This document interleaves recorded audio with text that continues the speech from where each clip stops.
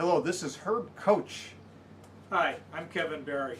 And we're with the Chicagoland Lionel Railroad Club, and we're going to be doing a product review of the Burlington Zephyr, the same one that's at the Museum of Science and Industry. Kevin, what I always liked about this Zephyr was the sleekness that it has all the way through. And what I also like is that it's at the Museum of Science and Industry. I was always fascinated with the speed that this train was able to attain and maintain.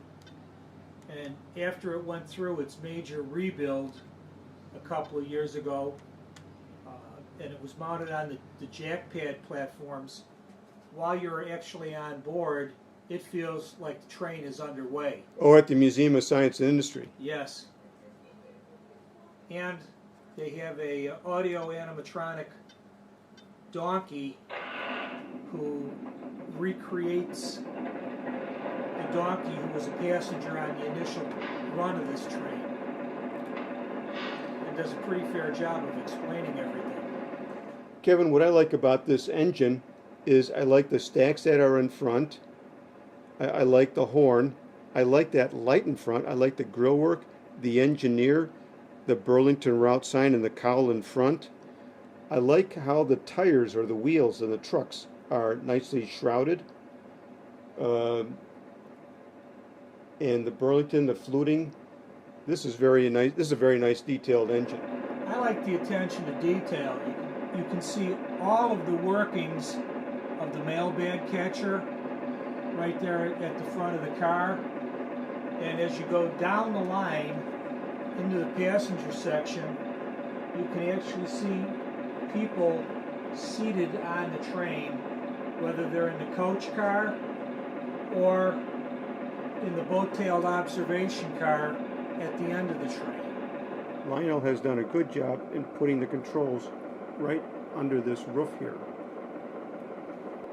The controls show no smoke or smoke, no Odyssey or Odyssey, and then you can program and run the engine from here too, which makes it nice and convenient that you don't have to take it off the track. And you can control the sound from this pod here. A nice detail that was an add-on to the casting is the grab arm for the mail sack and the door to pull it into the RPO car.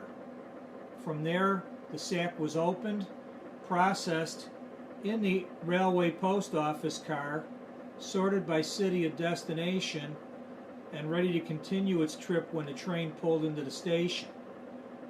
A little further down the train, into the middle car, you have the Railway Express Agency car.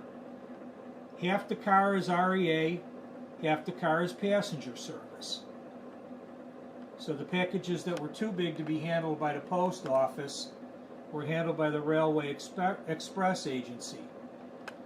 Everybody knows those green REA trucks.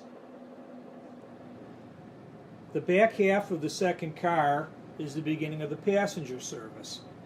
If you look into the car, you can see there are figures of people in the seats. The railroad didn't make all of its money on passenger service. Matter of fact, a large portion of it came from hauling the mail and moving stock for the Railway Express Agency. But the railroads also served a vital purpose in getting people from point A to point B, because in the highlight era of the trains, many people still didn't own automobiles.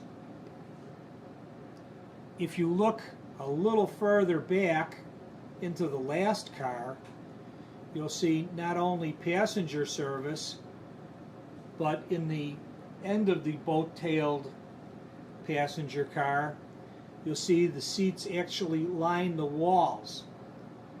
This section could serve two purposes, that of being an observation car and that of being a lounge. Now, if there was bar service, it wouldn't be a lounge, it would be a club car.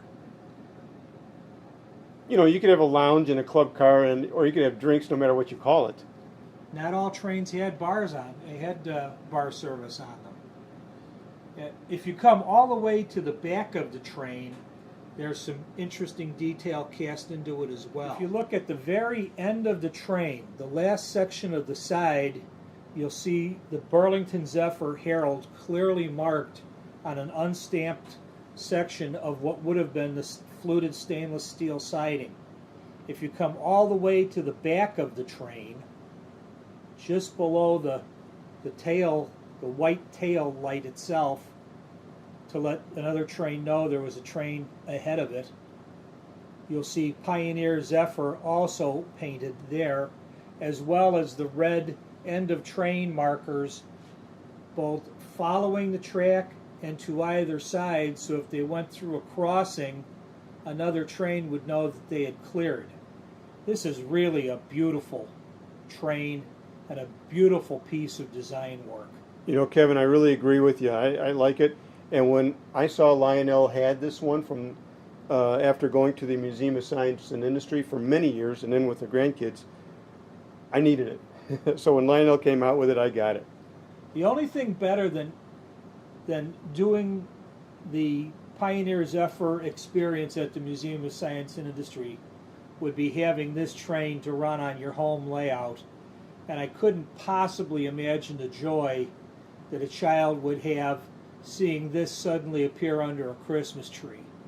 Holy cow. Hey, now it's time to start running this baby, this Burlington Zephyr. And we'll start with revving it up a little bit, or getting some sound.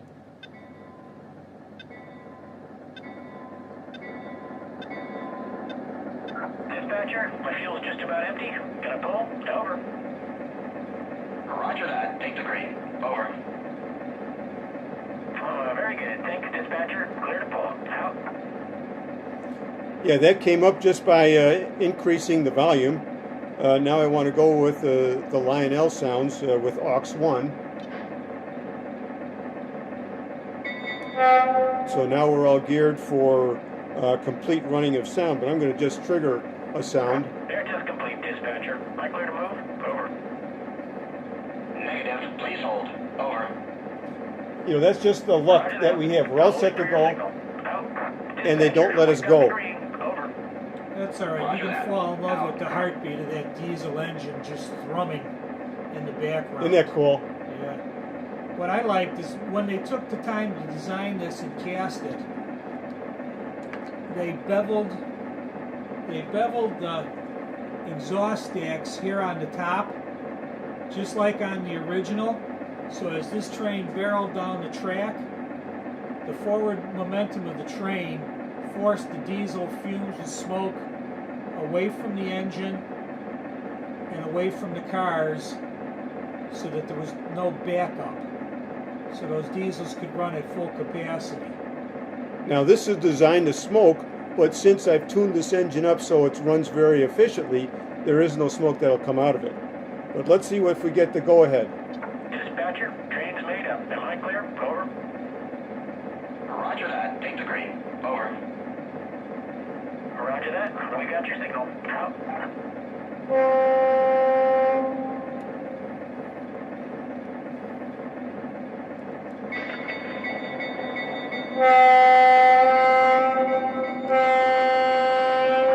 Dispatcher, train is moving. Over. Now we're backing it up a little bit so we can get some action on the headlight.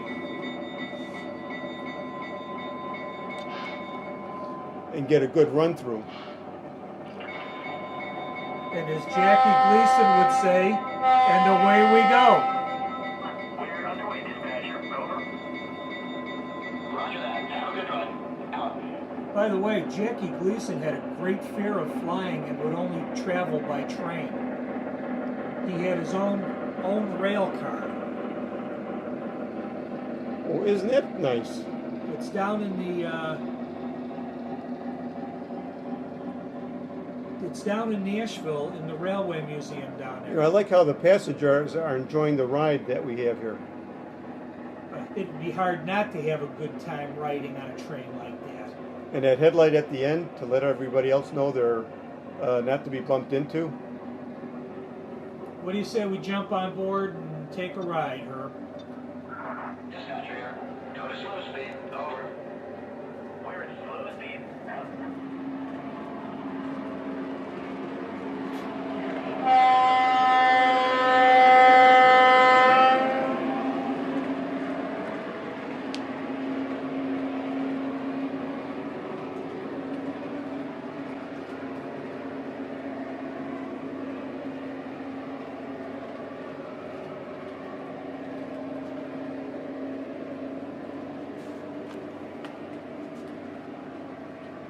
Well, there's a nice arm. Oh, sorry. Hey, they're coming through the tunnel. Oh, is that sweet?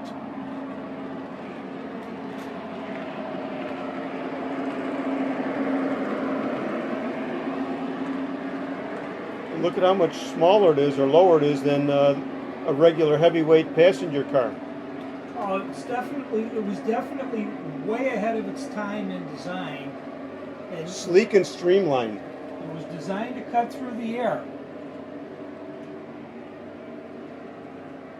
It was definitely a marvel of design and engineering.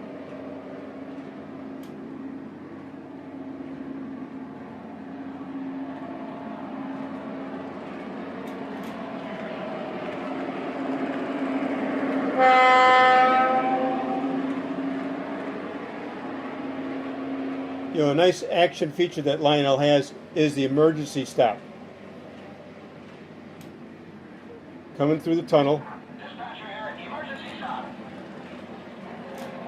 Yes, sir. Full stop. Emergency stop. Dispatcher, I've come to a full stop. I'll let you know when we're moving. Out.